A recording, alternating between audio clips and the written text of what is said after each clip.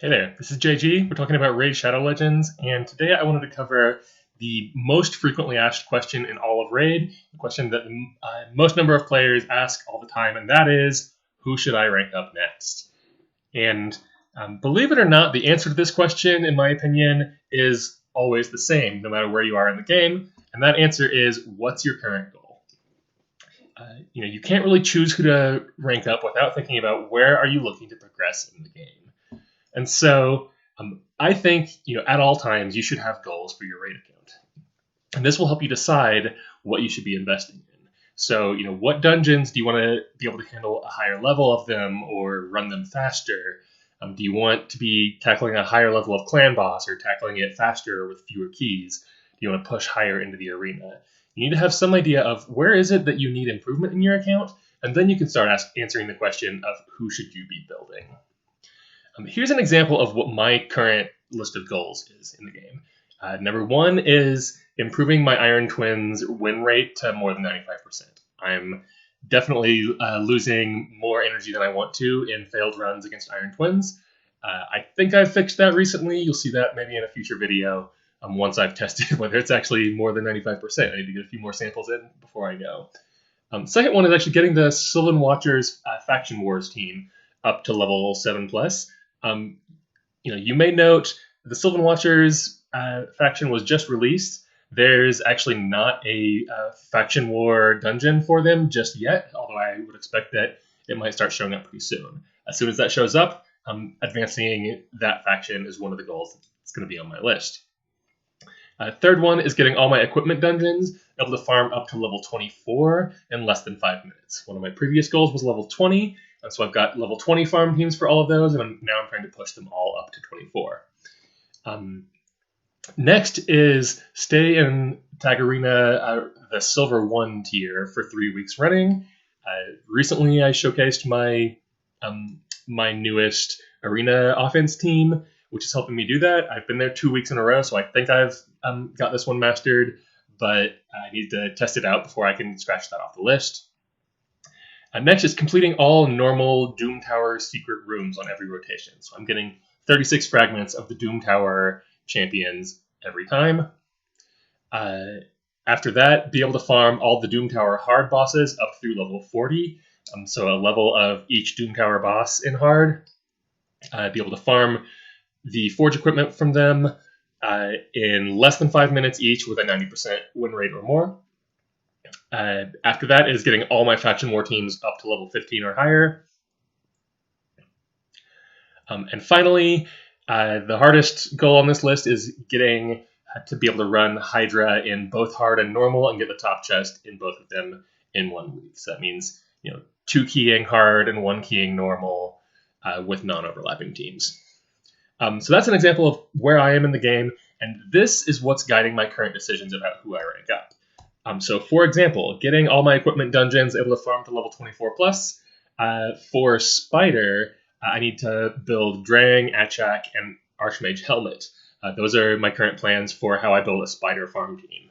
Drang and Achak are actually in my farm team already at level 20, but they're only rank 5, level 50, and so upping the dungeon level from 20 to higher, they take a little bit more of a beating, and they're not quite prepared for that. For Ice Golem, pushing that to a higher level, again, I want to use Drang and Venomage this time, who I think will make a nice team there. For completing all the normal Doom Tower secret rooms on every rotation, let's see, one of the rotations, I think it was the Dark Fae rotation, I did. Last month's rotation, I failed 1 secret room, and that was Secret Room 11 on the Frost Spider rotation, which is a Sacred Order faction room. So I need to develop some more of my Sacred Order champions for that. For farming the Doom Tower hard bosses, I can get to level 40 on all rotations, but some of these are not very friendly for farming if I want to go after that particular equipment. So for Scarab, I want to build Lunatharil. For Nether Spider, I want to build Rector Drath. And there are some others that I still need to test a few strategies out to really up my time primarily on all of those. And then getting all my faction war teams up to level 15+. That's so that I can farm large amounts of good glyphs and the forge materials to do perception and resilience gear, or swift parry or deflection if I have core hammers to spend. And so half of my factions are in this state, but I need to improve Bannerlords, Lizardmen, Orcs, Dark Elves, and Shadowkin. I think a few of my others are like technically at 15, but they're really slow because they're not good. So I think actually building Drang for Knights Revenant is going to be helpful for that as well. And so, by keeping multiple goals on my list at once, what I'm able to do is figure out, what are champions that are good for me in more than one place. These are theoretically in priority order, and so the things higher on the list I'm more interested in doing. But sometimes, for instance, you see Drang here.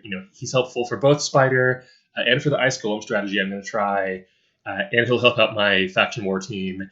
There may also be some Doom Tower hard bosses where he would come in handy as well. And so Drang, actually, just last week I took to rank 6. I'm still working on leveling him.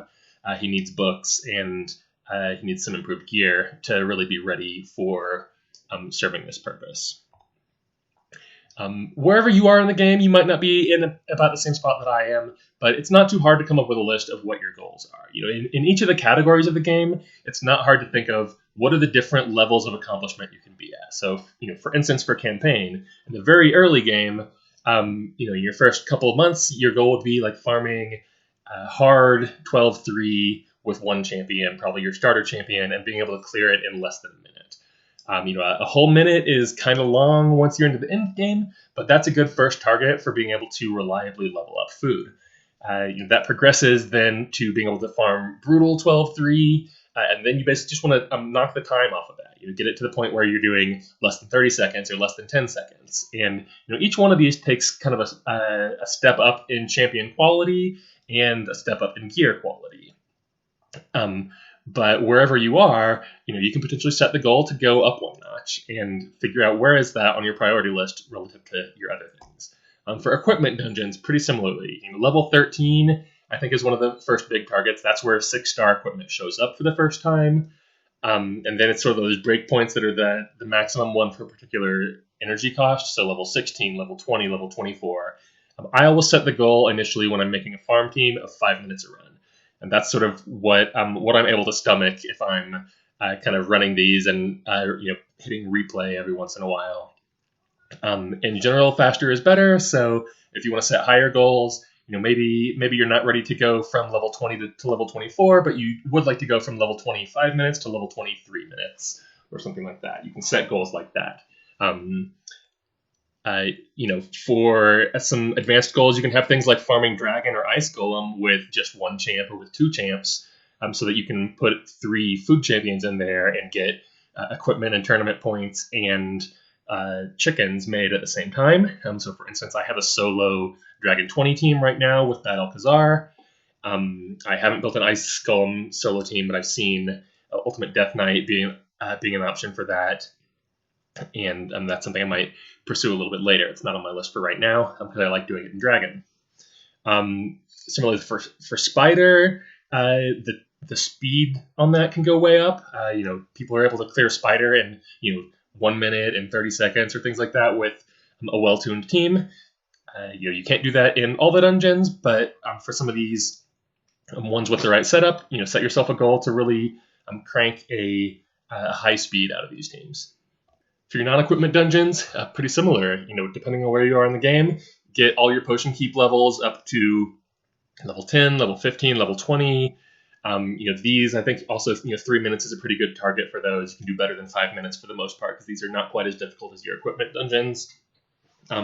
Early in the game, farming Minotaur, you want to be able to do a 4-person Minotaur team that can carry 1 person through to get new scrolls. But as you get more advanced, you can maybe use 1 person farm Minotaur 15 with 1 champion and 4 people getting scrolls and experience all at the same time. Similarly, Iron Twins, set your goal wherever it makes sense for your account. For me, that's level 15, all affinities, that 95% success rate I mentioned earlier, and like a 10-minute speed target. Obviously, that speed target can go a lot lower.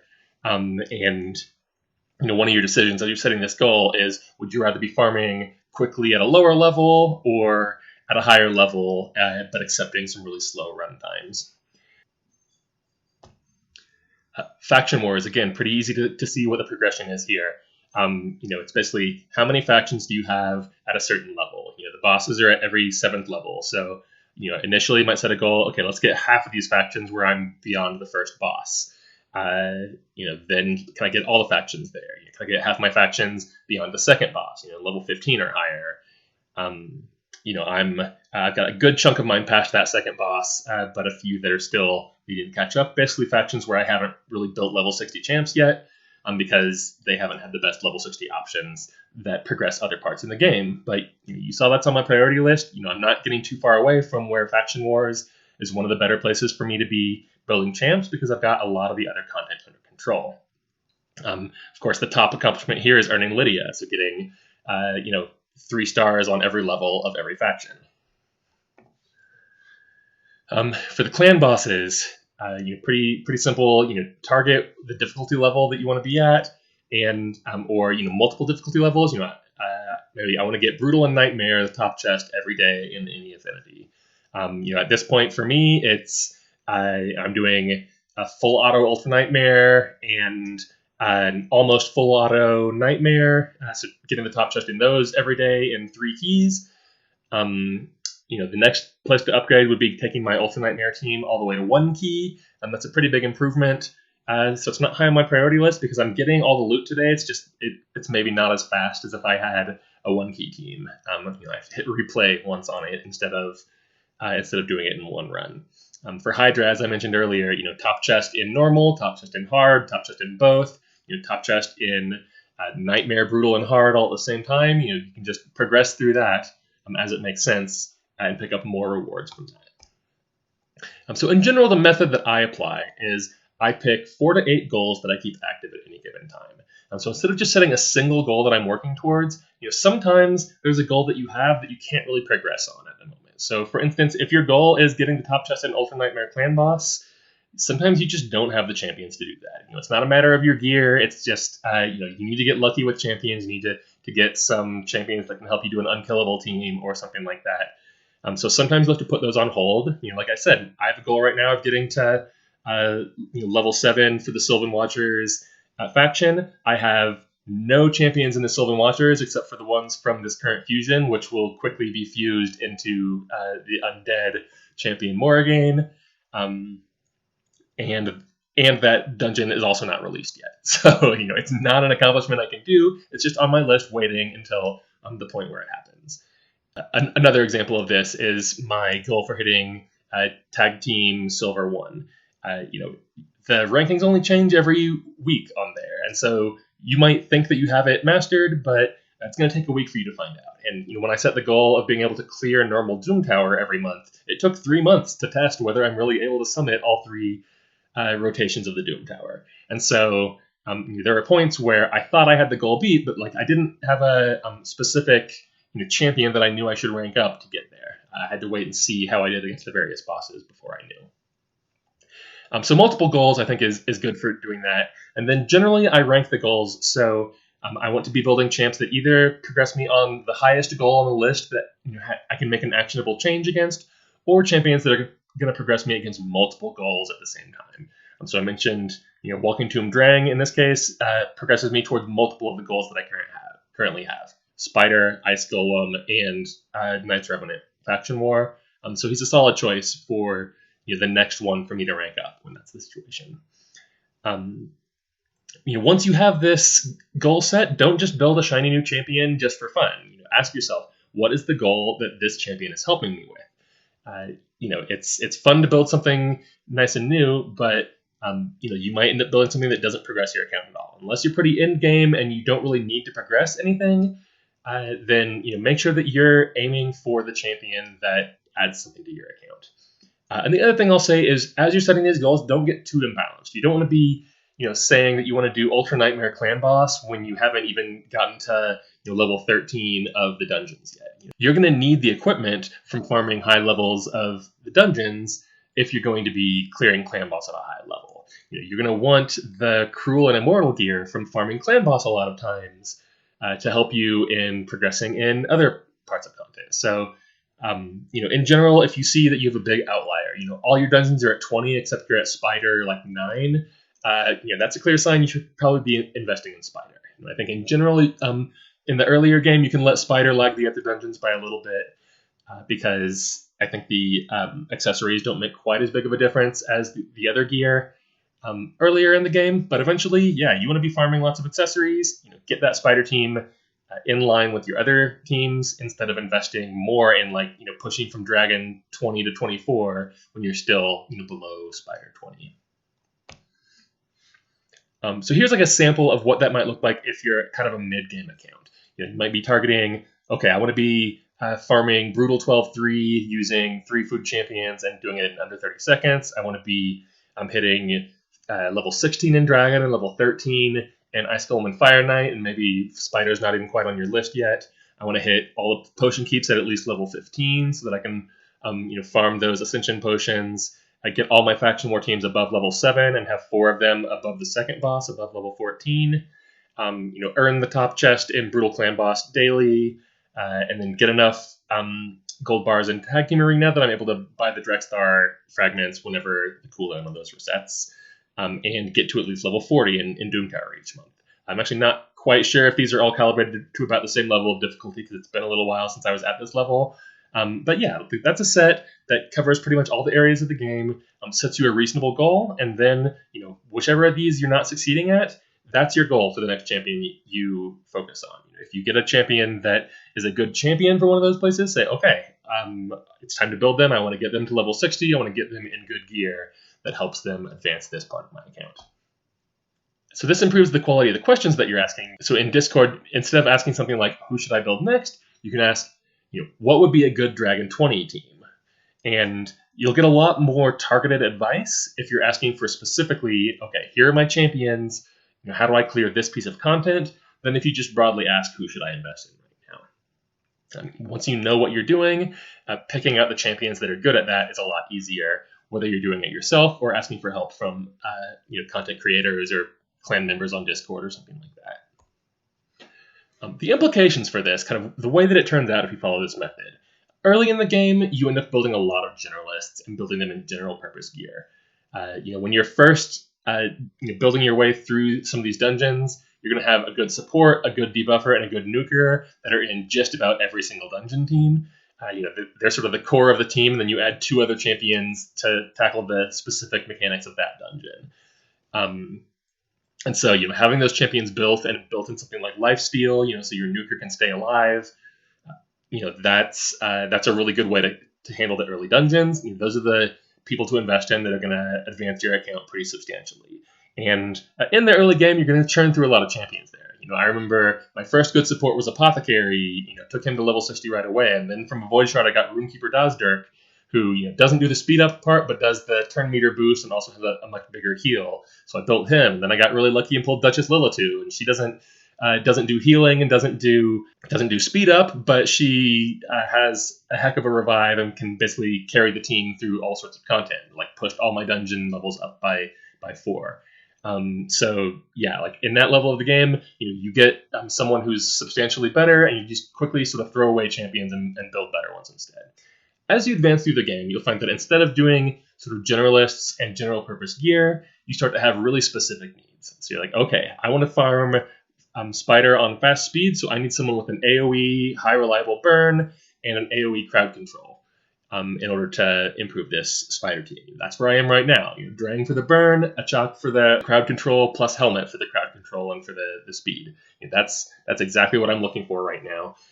So not generalists, but people that I plan to use in 1 or 2 total teams built specifically for that team. Or maybe you find, okay, I need to build a few people in high resist for Dreadhorn, so I can resist those bomb placements.